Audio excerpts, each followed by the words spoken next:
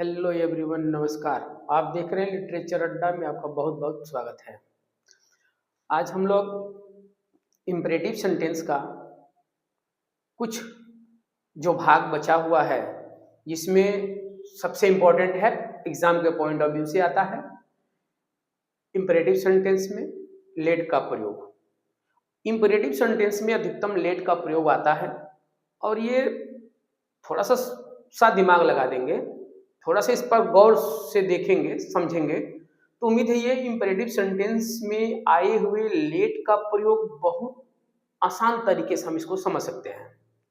जैसे यहाँ पर हम रूल कुछ लिखे हैं, कुछ एग्जाम्पल भी नोट किए हैं।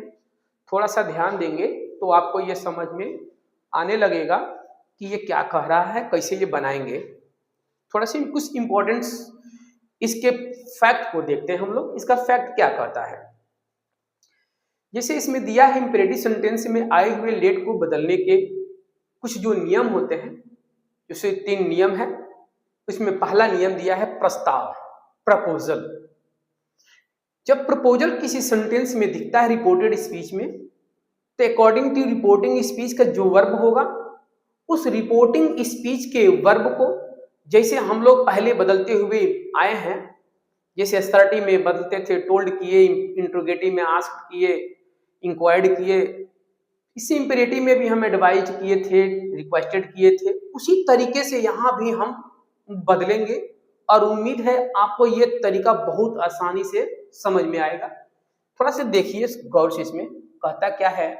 यदि लेट वाले वाक्य से प्रस्ताव का बोध होता है, कह रहा है यदि लेट वाले वाक्य से प्रस्ताव का बोध होता है, ऐसे कोई काम करने के लिए हम कहते हैं, प्रस्ताव रखते हैं कि चलो ये काम कर लिया जाए, तो प्रस्ताव रखा जाता है। उस तरीके की जो भाव आता है, प्रस्ताव आता है, तो वाक्य में जो लेट के साथ, याद रखिएगा, हमेशा अस आता है। यानी कि जब भी हम देखेंगे जो लेट होगा उसके साथ अस दिखाई देगा, तो यूज समझ लीजिएगा ये प्रस्ताव का ही लेट वाला यूज होगा। यानी कि लेट के साथ जब अस आ गया तो समझ लेंगे कि प्रपोजल हो गया।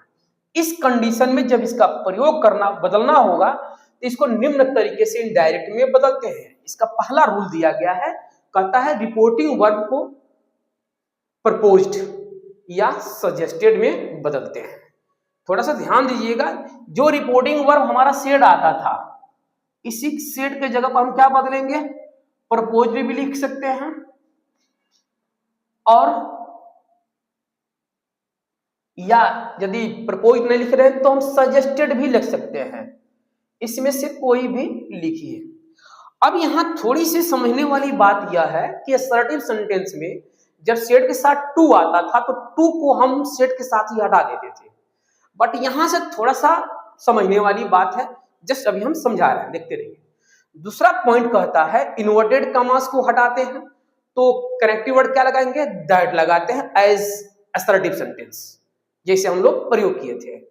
ठीक तीसरा पॉइंट में आता है, जो ऑब्जेक्टिव केस अस होगा, उस अस को नॉमिनेटिव केस, बोले तो सब्जेक्टिव केस, या तो वी में या तो दे में रिपोर्टिंग वर्ब के सब्जेक्ट के अनुसार बदलते हैं। अब यहां यूं समझ लीजिएगा, थोड़ा सा ध्यान देने वाली बात है कि कब हम अस को दे करेंगे और कब हम अस को वी करेंगे, थोड़ी से में समझ में आ जाएगा। ध्यान दीजिए, समझा कोशिश करते हैं समझने के लिए।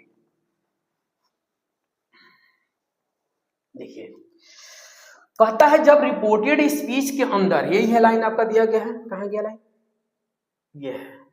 ये है ऑब्जेक्ट आया होगा, तो इसमें या तो वी या तो दे, लेकिन कंडीशन है कब हम वी करेंगे, कब हम दे करेंगे। आइए देखते हैं, यहां लिख लिया गया लेट अस, इटीसी बहुत होगा, और यहां पर रिपोर्टिंग स्पीच का जो नॉमिनेटिव केस लिखा गया है, यही कहता है, मान लीजिए लिख ले ही सेड, बस इतना समझिए।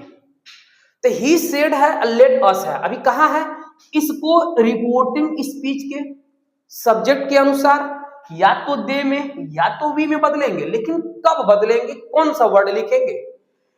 अगर आई और वी यहां रिपोर्टिंग स्पीच में आए हो, ध्यान दीजिएगा, आई और वी आए होंगे, तो यहां पे क्या आया है, दे आया है। जब दे आया है तो हम बदलेंगे तो क्या करेंगे, दे कर देंगे। ही आया है तो हम दे करेंगे। लेकिन यहीं पर ये कहता है कि यदि आई और वी में से कोई एक आ जाए तो यहाँ पर जो अस होगा या तो वी के पास जाएगा या आई के पास आएगा, तो यहाँ दे नहीं होगा बल्कि वी होगा। कंडीशन समझ में आ गई होगी।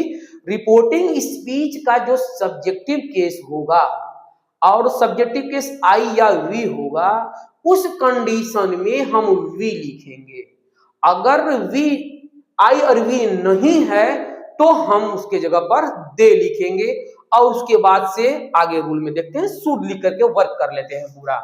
कहता है ऑब्जेक्टिव केस को नॉमिनेटिव जो होगा केस वी या दे में रिपोर्टिंग वर्क के सब्जेक्ट के अनुसार, इसी के सब्जेक्ट के अनुसार हम क्या कर लेंगे, दे या वी लिख लेंगे। अब समझ में आ गया होगा वी कब लगाते हैं और दे कब लगाते हैं।